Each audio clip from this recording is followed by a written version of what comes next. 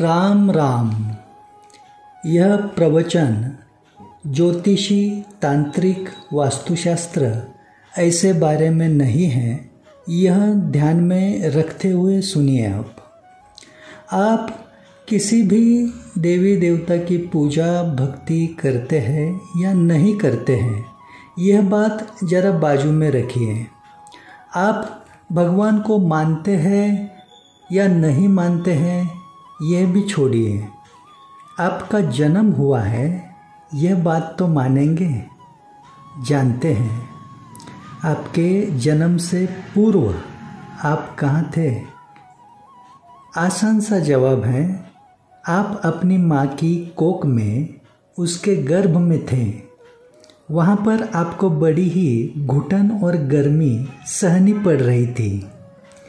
कब और कैसे मेरी सांस खुली होगी और कब मैं खुली हवा का एहसास कर पाऊँ, इस बड़ी बेचैनी में आपके दिन बीत रहे थे।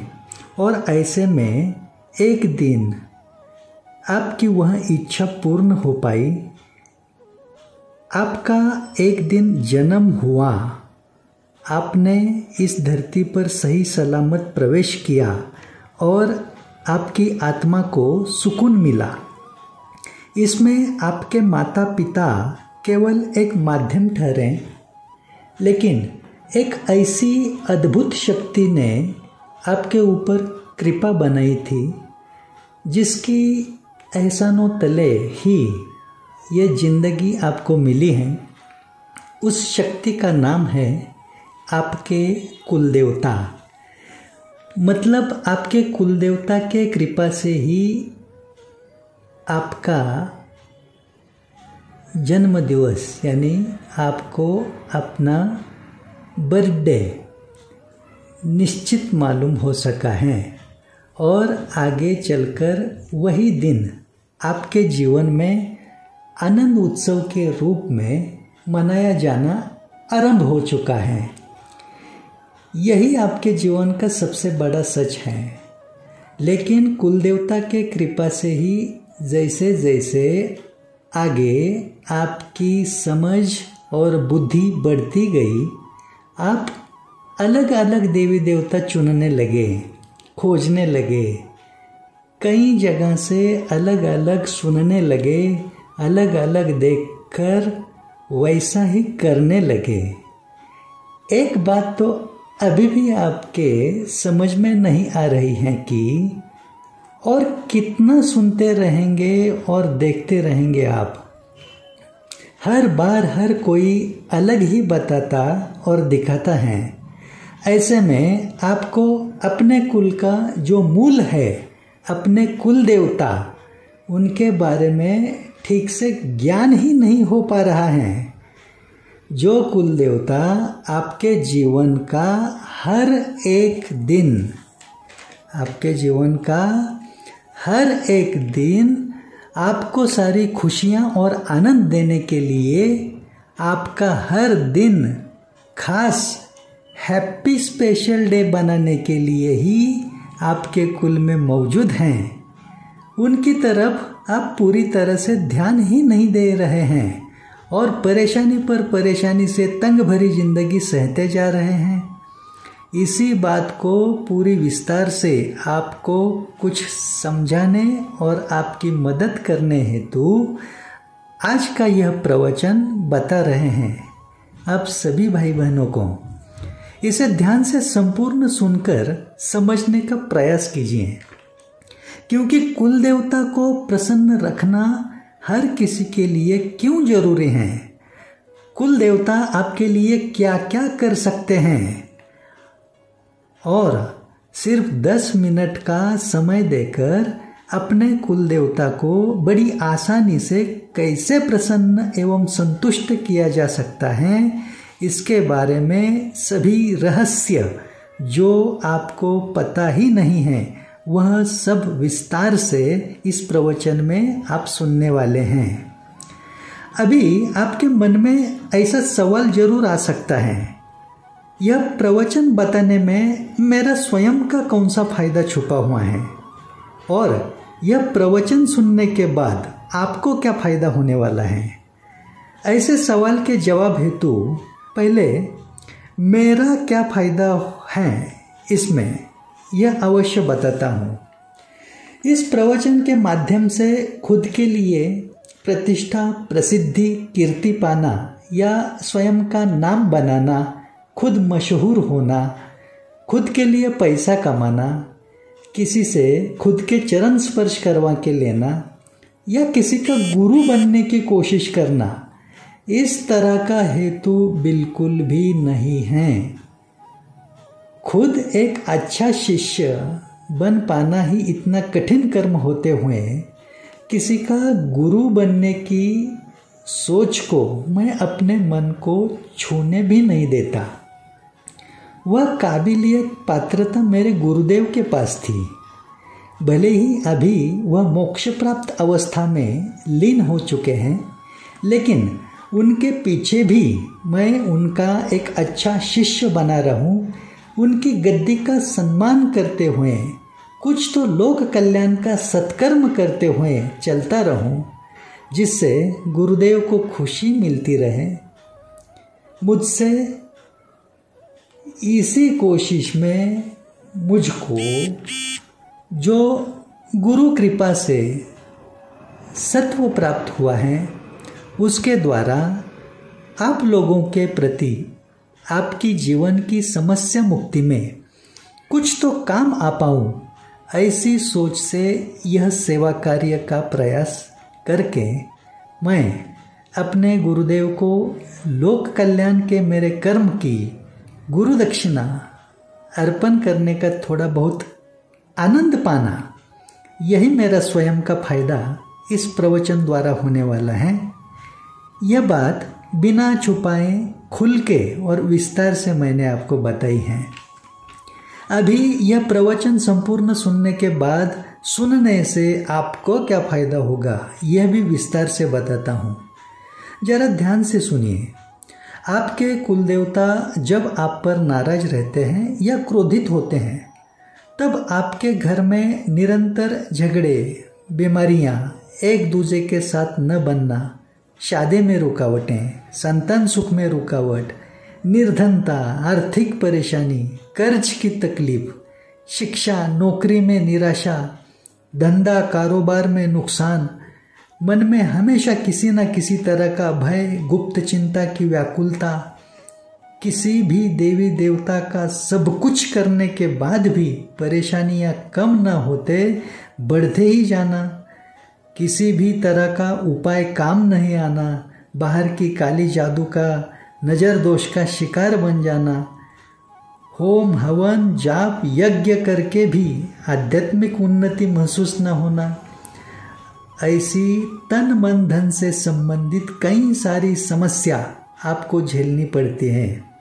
ऐसे हालात में अपना 10 मिनट का समय बिताकर अपने कुलदेवता को कैसे प्रसन्न रखा जाता है और उनकी ही कृपा से शीघ्र ही कैसे हर एक आनंद आसानी से पाया जाता है, इसका राज, इसका रहस्य आप विस्तार से जानेंगे और आपके पूरे परिवार का कल्याण होगा। यह आपको ही प्रवचन सुनने से बड़ा फायदा होगा।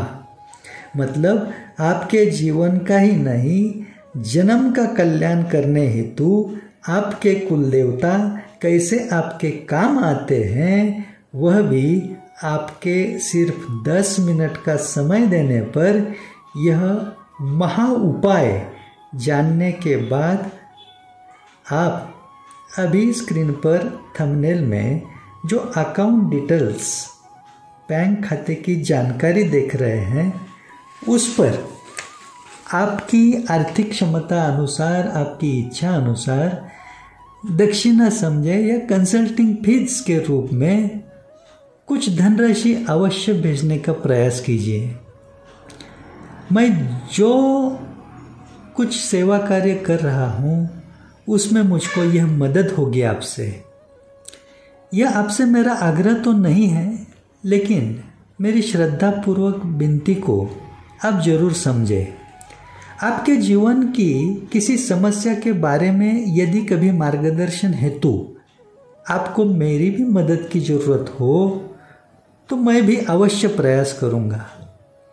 आपकी सहायता के लिए स्क्रीन पर जो संपर्क क्रमांक आप देख रहे हैं उस पर संपर्क कर सकते हैं। चलिए अभी आज का मेरा यह प्रवचन मैं हमारे आपके कुलदेवता के चरणों में श्रद्धा भाव से समर्पित करते हुए कुलदेवता के बारे में अब तक आपको जो बातें पता ही नहीं है वह बताना शुरू करता हूँ। इस क्षण आप अपने कुलदेवता का मन ही मन में स्मरण कीजिए और उन्हें प्रणाम कीजिए। कुलदेवता का मतलब ही होता है आपके कुल के प्रमुख देवता। जिस कुल में आपका जन्म हुआ है उस कुल की निरंतर रक्षा करने वाले और हर तरह का आनंद देते रहने वाले देवता। आपके कुल के सदस्यों का पूरी तरह से उद्धार एवं कल्याण करने की इजाज़त और जिम्मेदारी जिस देवता पर भगवान ने सौंपी हुई है वही आपके कुल देवता हैं। सभी 33 करोड़ देवी देवताओं में से हर एक देवी देवता पर भगवान ने कुछ न कुछ अलग अलग जिम्मेदारियां सौंपी हुई हैं। जैसे कि सूर्यदेव के पास संपूर्ण सृष्टि को प्रकाशमान ऊर्जा और चैतन्य प्रदान करने की जिम्मेदारी है। चंद्रदेव सबको शीतलता देते हैं। पवन देव सभी जीवात्मा को प्राणवायु निरंतर देने की जिम्मेदारी निभाते हैं। वरुण देव सबको जल देकर जीवन चलायमान रखते हैं। उसी तरह से आपके कुल का उद्धार करने की और आपको सभी प्रकार का सुख एवं आनंद देने की जिम्मेदारी विधाता ने आपके कुल देवता को ही दी हुई है। यह बात आप हमेशा ध्यान में रखने का प्रयास करें।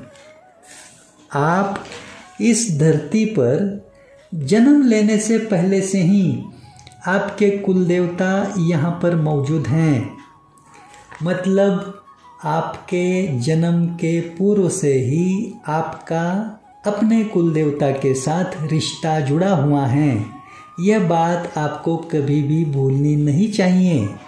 आपके ग्राम देवता और कुल देवता अलग अलग भी हो सकते हैं। ग्राम देवता मतलब जिस गांव में आपका जन्म हुआ है उस गांव के सभी लोग जिस देवता को अपने गांव की रक्षा हेतु पूजते हैं उसका उत्सव मनाते हैं ऐसे देवता। और आपके कुल के कुल देवता आपके माता पिता द्वारा बड़े बुजुर्गों द्वारा आपको आसानी से समझ में आते हैं। इसलिए आपको ग्राम देवता और कुल देवता में जो अंतर है वह समझना भी उतना ही आवश्यक है। कुल देवता के अलावा आपकी श्रद्धा किसी अन्य देवी देवताओं पर जरूर हो सकती है, लेकिन अन्य कोई भी देवी देवता आपके कुल देवता की जगह नहीं ले सकते। और आपके कुल देवता आपके लिए जो कर सकते हैं वह कर नहीं सकते। यह हमेशा याद रखना। कुल देवता को छोड़कर आपने इस धरती के सभी 68 तीर्थ, 4 धाम और बाकी के सभी तीर्थ स्थल की यात्रा भी की तो वह सब कुछ निष्फल एवं व्यर्थ ही हो जाता है। आपने अन्य देवी देवता से जुड़कर दिन रात उनकी कितनी भी पूजा आराधना उपासना मंत्र जाप अनुष्ठान कुछ भी किया तो वह सब कुछ आपको अपने कुल देवता के चरणों में ही अर्पण करना जरूरी होता है। तभी वह आपके इष्ट देवता तक पहुंच पाता है। आपकी श्रद्धा सेवा आपके इष्ट देव तक पहुंचाने की जिम्मेदारी आपके प्रति आपके कुल देवता ही निभाते हैं। यह काम आप स्वयं प्रत्यक्ष नहीं कर सकते एवं ऐसा करने पर आप आपकी भक्ति में जितना आगे चलते रहेंगे उतनी ही आपको परेशानी और मुसीबतों में बढ़ोतरी का अनुभव होने लगता है।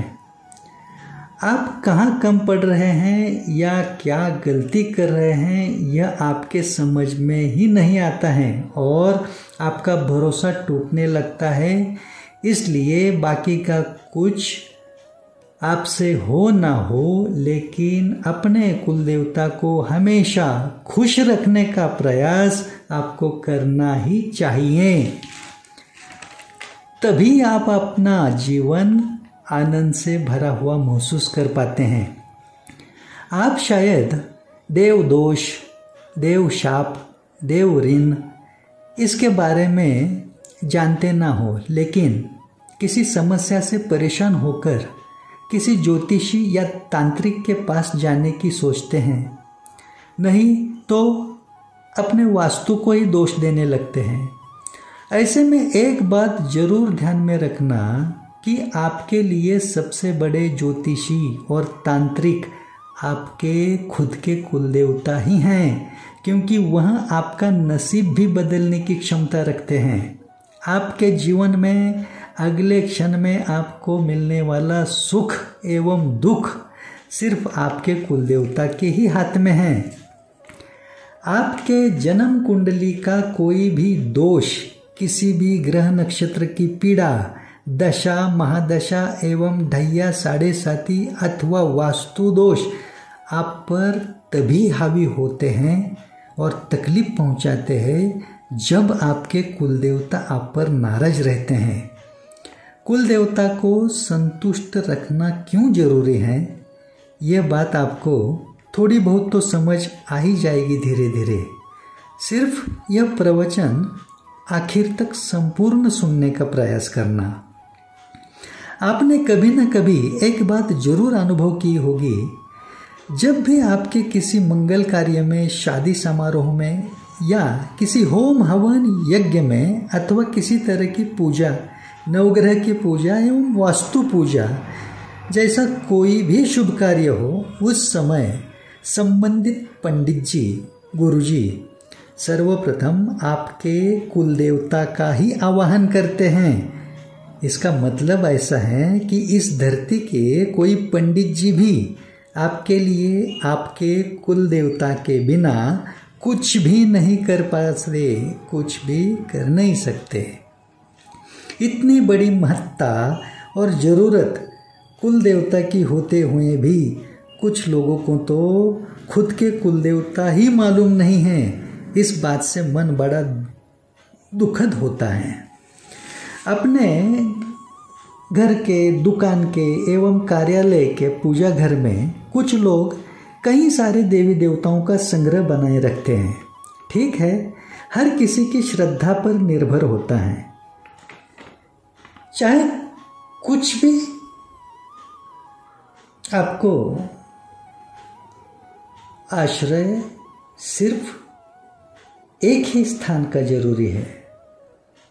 ध्यान से सुनना, चाहे कुछ भी हो, आप चाहे कुछ भी करो, आपको आश्रय सिर्फ एक ही स्थान का जरूरी है और वो कायम रखना है, और वो स्थान है आपके कुलदेवता के चरण। वर्तमान के कलयुग में सच्चा भक्त बनना कठिन कर्म है। आपकी दिनचर्या में व्यस्तता की वजह से भक्ति करने, पूजा आराधना करने भले ही समय ना मिलता हो, सिर्फ अपने मन से निरंतर अपने कुल देवता के चरणों में आश्रित बने रहना और पूरे दिन में सिर्फ 10 मिनट का समय निकालकर एक काम करना, इसके बारे में मैं आगे जिक्र करके बताने वाला हूँ।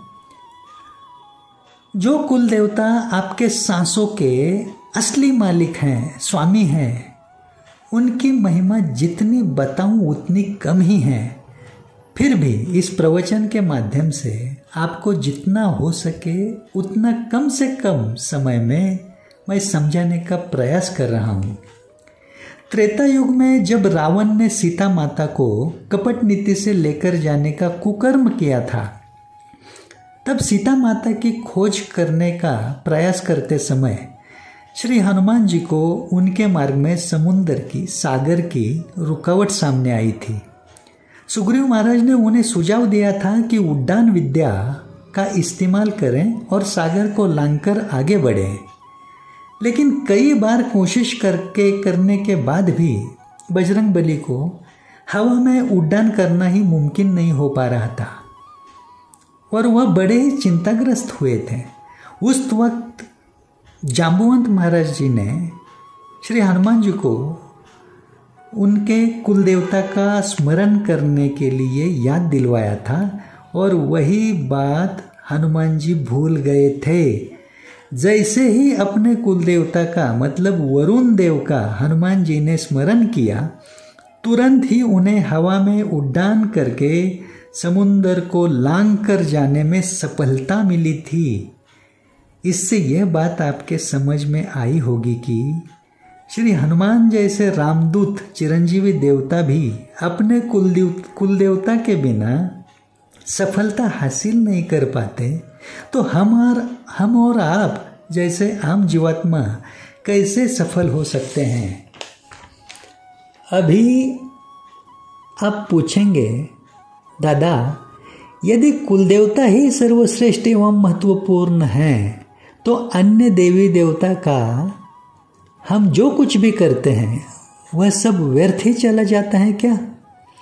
इसके जवाब हेतु एक ही बात को ध्यान में रखना है कि आप श्रद्धा भक्ति से बाकी जो कुछ भी करते हैं और यदि मन से अपने कुल देवता को समर्पित करते हैं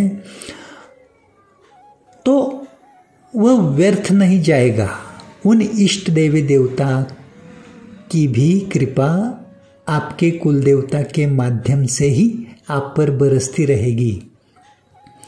वैसे देखा जाए तो बाकी सभी देवी देवता भी आपका उद्धार करने में सक्षम हैं, वह कमजोर नहीं है, लेकिन वैसी इजाजत एवं जिम्मेदारी विधाता ने आपके कुल देवता को ही दी हुई है। इस बात को कभी भूलना नहीं है।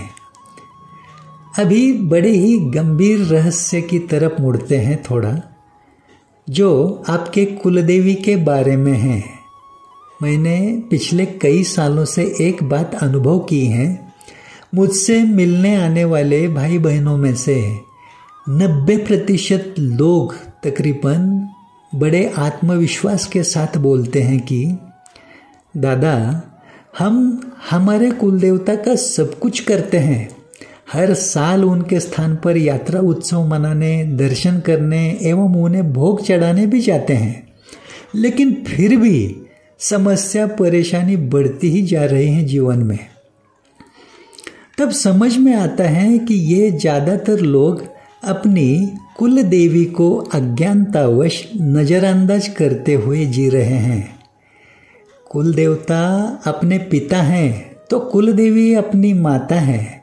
माता और पिता दोनों की शरण लेने से ही परिपूर्णता आती है।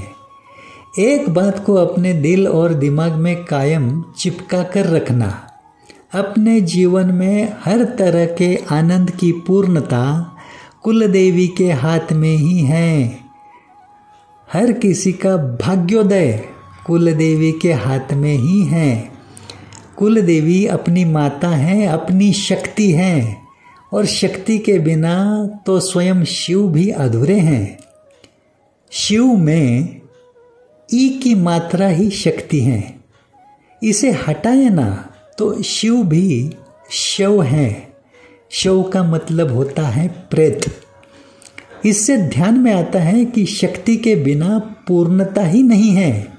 यह संपूर्ण जगत संसार सृष्टि चक्र शक्ति द्वारा ही निरंतर चलायमान रहता है, क्योंकि सृष्टि उत्पत्ति के आरंभ में केवल आदि शक्ति ही प्रकट हुई थी और हमारी आपकी हर किसी की कुल देवी आदि शक्ति का ही अंश स्वरूप है। कुल देवी यदि नाराज हो तो इंसान के लिए सारे रास्ते बंद हो जाते हैं चारों ओर से। एक कदम आगे बढ़ने की कोशिश करें तो वह 10 कदम पीछे ही जाने लगता है। हालात इतने बिगड़ जाते हैं कि इंसान के मन में खुदकुशी की सोच निर्माण होती है। और सबसे बड़ी बात तो यह है कि यदि किसी की कुलदेवी पिछले कई पीढ़ियों से नाराज ही चलती आ रही है, तो वह इंसान भगवान से दूर ही रहता है। वह भगवान को ना मानने वाला बनता है। वह अंधविश्वास, अंधश्रद्धा का शिकार बनता है, लेकिन श्रद्धा भाव उसके मन को छूता भी नहीं है।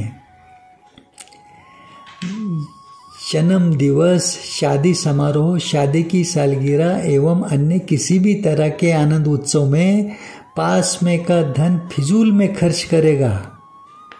धन कम गिरे तो कर्ज ऋण लेकर आनंद उत्सव मनाने की कोशिश करेगा, लेकिन दान धर्म के पुण्य कर्म करते समय बहुत सोचेगा।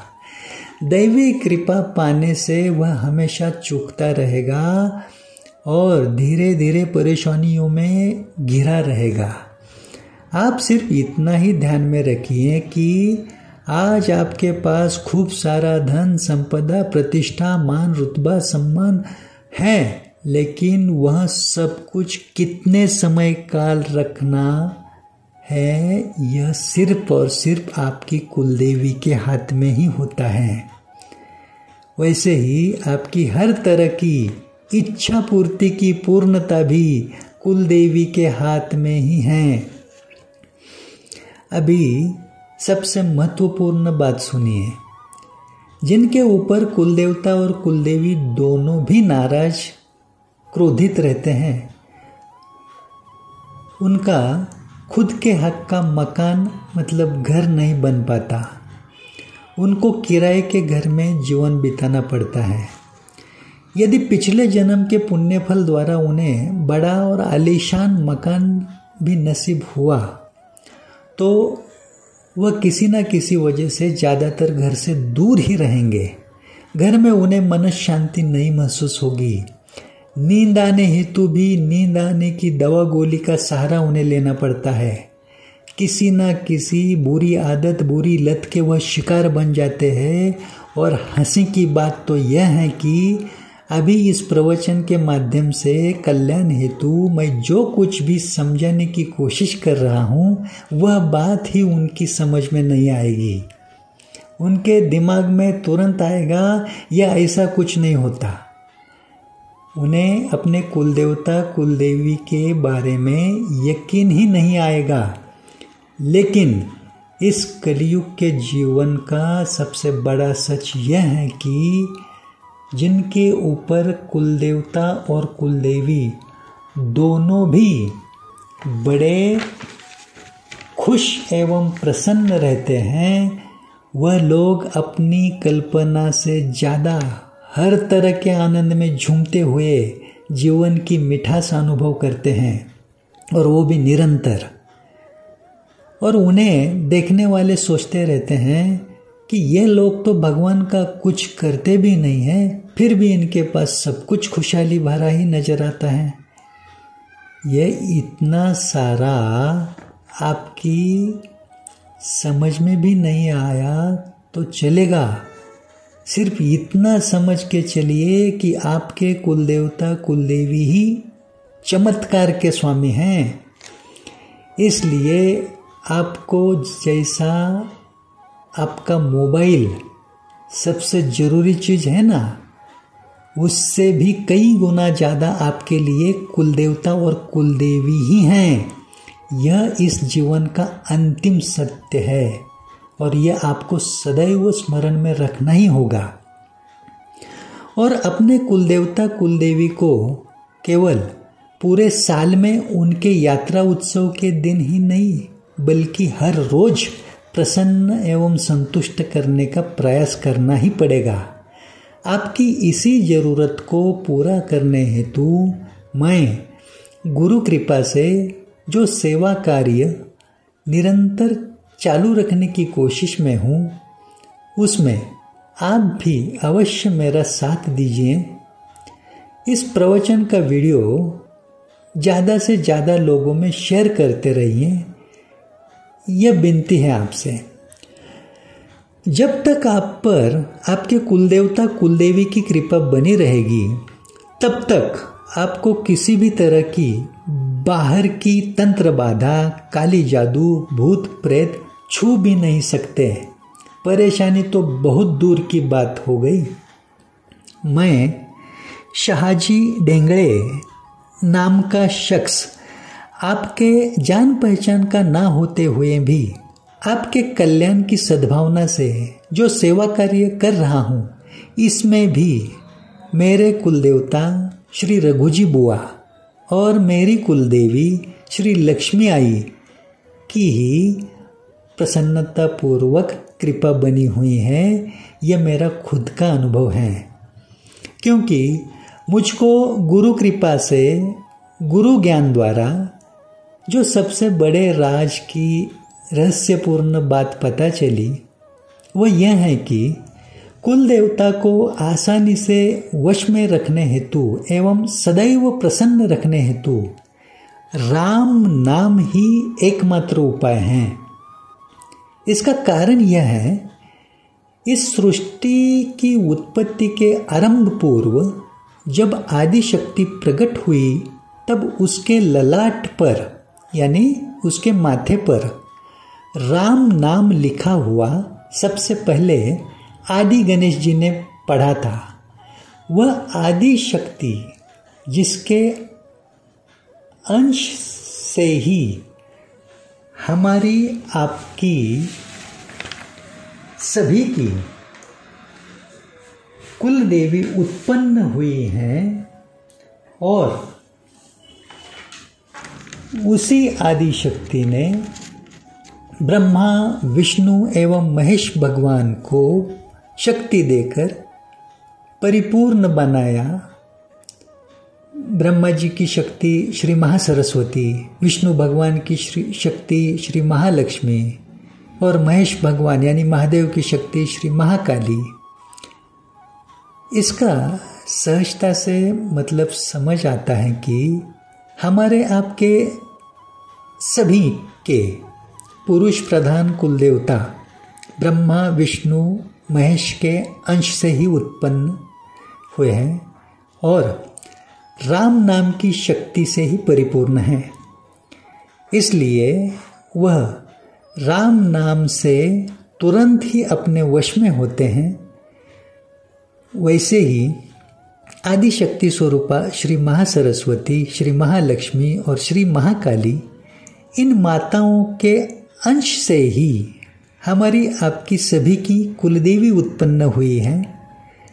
सिर्फ इसमें बड़ी गंभीरता पूर्वक ध्यान में रखने वाली बात एक ही है कि जिस धरती पर अभी हम और आप रहते हैं, उसी धरती पर श्री महासरस्वती, श्री महालक्ष्मी और श्री महाकाली, यह तीनों माता एक साथ सम्मिलित होकर जो महाशक्ति का महासंगम है, वह है महिषासुर मर्दिनी श्री सप्तशृंगी माता।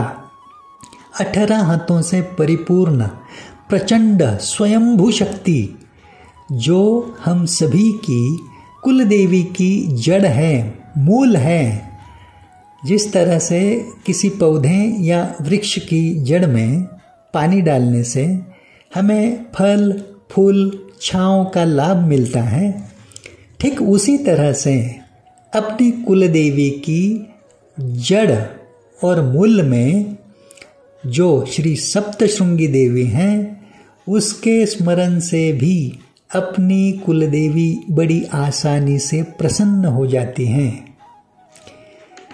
इन सभी रहस्यों को ध्यान में लेते हुए हर एक भाई बहन पर उनके कुलदेवता एवं कुलदेवी की सदैव निरंतर प्रसन्नता बनी रहे और सबका चारों ओर से कल्याण होता रहे, इस मंगलकारी हेतु से कुछ सालों पहले मेरे हाथों से राम नाम की चालीसा, श्री राम नाम चालीसा लिखी गई। वैसे ही श्री सप्तशृंगी देवी की चालीसा, श्री सप्तशृंगी चालीसा लिखी गई और सबको अपने कुलदेवता कुलदेवी को एकदम सहजता से प्रसन्न एवं संतुष्ट रखने हेतु सबकी मदद में मैंने जो श्री रामनाम चालीसा की रचना करके एवं श्री सप्तशृंगी चालीसा की रचना करके सेवा कार्य का आरंभ किया। इस सत्कर्म के स्वरूप में अपने गुरु चरणों में मेरी गुरु दक्षिणा अर्पण करने का मेरा प्रयास करते हुए अभी मैं आप तक पहुंचा हूं। आपके कुलदेवता या कुलदेवी के मुख्य स्थान पर जब भी दर्शन करने जाते हैं ना, तब वहां से सीधे आपके घर ही पहुंचने का प्रयास करना। वहां से कहीं पर भी घूमने फिरने या रिश्तेदार के यहाँ पर ना जाना, क्योंकि वहाँ की कृपा सीधे आपके घर में पहुँचना जरूरी होता है।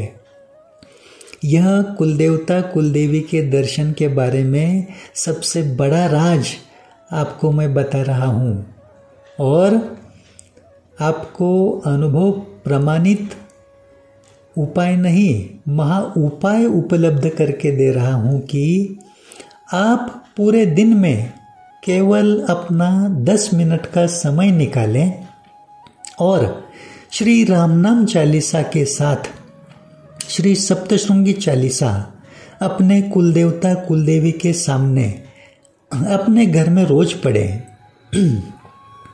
दोनों चालीसा पढ़ने के लिए मात्र 10 मिनट जाएंगे आपके, लेकिन आपके कुलदेवता कुलदेवी आपके सदैव वश में प्रसन्न रहते हुए सदैव आपके साथ रहेंगे। इसका आप खुद अनुभव करेंगे और इसी के बारे में सारी बातें मैंने सीधे और आसान तरीके से विस्तार से समझाने का पूरा प्रयास भी किया है। आपको श्री रामनाम चालीसा एवं श्री सप्तशृंगी चालीसा यह दोनों पुस्तिका प्रसाद स्वरूप में मुफ्त में आपके घर के पते पर भी प्राप्त हो पाएगी। आप सिर्फ आपको स्क्रीन पर अभी जो संपर्क क्रमांक नज़र आ रहे हैं ना, वहाँ पर संपर्क कीजिए। आप अपने जीवन में कुछ खास दिन जैसे आनंद उत्सव के साथ मनाते हैं ना, उसी तरह श्री रामनाम चालीसा एवं श्री सप्तशृंगी चालीसा अपने कुलदेवता कुलदेवी को रोज सुनाकर कुलदेवता डे आनंद से मनाते रहें। फिर देखना आप जो चाहते हैं वह होने लगेगा दैवी कृपा से। मैं सबके कल्याण हेतु ये दोनों चालीसा की पुस्तिका प्रसाद स्वरूप में पिछले कुछ सालों से निरंतर हर घर में मंदिरों में बांटने का सेवा कार्य चालू रखने के प्रयास में हूँ। इसके सबूत देखने हेतु आप YouTube पर हमारे चैनल अवश्य देख सकते हैं। चैनल के नाम है श्री नवनाथ सत्वतीर्थ, इस नाम से एक चैनल है। राम नाम महिमा सेवा मंडल इस नाम का दूसरा YouTube चैनल है और राम नाम महिमा सेवा मंडल इसी नाम से फेसबुक पेज और इंस्टाग्राम पर भी आप देख सकते हैं। भक्ति टीवी 9 इस नाम का तीसरा YouTube चैनल है और शाहजी ढेंगड़े चालीसा रचनाकार ये नाम से नया YouTube चैनल है। इस चैनल पर आप दोनों चालीसा के गीत एवं प्रवचन भी सुनने का लाभ ले सकते हैं। आखिर में आप सभी से श्रद्धापूर्वक नमन करते हुए यही विनती करना चाहता हूँ कि यदि आपके लिए अभी इस प्रवचन के माध्यम से मार्गदर्शन द्वारा मेरी आपको थोड़ी बहुत भी कुछ मदद हुई है ऐसा आपको लगता है तो आप यह सारी ज्ञान की बातें अपने बच्चों को भी जरूर बताएं। ये जरूरी है क्योंकि इससे आपके पीछे आप ना रहते हुए भी आपके बच्चों की जिंदगी सुकून भरी बीतने में बड़ी सहायता मिलेगी उन्हें। और आप भी हो सके तो मुझे भी अवश्य कुछ मदद भेजने का प्रयास करें, क्योंकि श्री रामनाम चालीसा और श्री सप्तशृंगी चालीसा यह दोनों पुस्तिका प्रसाद स्वरूप में हमने अब तक ढेर सारे लोगों तक पिछले कुछ सालों में निरंतरता से पहुंचाने का सफलतापूर्वक प्रयास किया है। अभी भी निरंतरता बनी हुई है, लेकिन इस सेवा कार्य में पुस्तिका छपवाने में प्रिंटिंग का खर्च, दूर दूर तक पहुंचाने में डाक सेवा यानी पोस्टल सर्विस एवं कुरियर सर्विस का खर्च, अलग अलग मंदिरों में वहाँ के भक्तगणों में दोनों चालीसा की पुस्तिका प्रसाद रूप से बांटने में यात्रा खर्च, ट्रैवलिंग का, ऐसे कई सारे खर्च हेतु भारी मात्रा में निरंतर धनराशि की हमें आर्थिक सहायता की जरूरत पड़ती है। और यह सेवा कार्य कुछ एक दो दिन का नहीं है। 140 करोड़ की लोक संख्या वाले अपने भारत देश में यह सेवा कार्य निरंतर चालू रखा तो भी पूरे जीवन में पूर्ण कर पाना असंभव है। इसलिए प्रयास तो ऐसा ही है कि खुद के पीछे भी यह निरंतर चलता ही रहे। इसके द्वारा अपने हर एक भारतवासियों को परम कल्याण होता रहे। यदि आप अपनी आर्थिक क्षमता अनुसार, अपनी इच्छा अनुसार इस सेवा कार्य के खर्च हेतु कुछ धनराशि भेजकर हमारी मदद कर पाएं तो अवश्य वैसा प्रयास करें। अभी स्क्रीन पर आपको जो बैंक अकाउंट डिटेल्स दिख रहे हैं, उस बैंक खाते पर आप जो कुछ भी रकम अमाउंट भेजेंगे वह आपके कुलदेवता कुलदेवी की प्रसन्नता हेतु अवश्य भेजिए, क्योंकि इस सेवा कार्य का प्रमुख उद्देश्य ही है कि सभी के कुलदेवता कुलदेवी की प्रसन्नता पाकर अपने सभी भाई बहन एक सुकून भरी जिंदगी का अनुभव करते रहें। इसलिए मेरा आज का यह प्रवचन भी हमारे आपके सभी के कुल देवता कुल देवी के चरणों में समर्पित करते हुए आपसे कुछ मदद की उम्मीद रखकर अभी इस प्रवचन को विराम देता हूँ। राम राम, राम राम, राम राम। जय माँ सप्तशृंगी, जय माँ सप्तशृंगी, जय माँ सप्तशृंगी।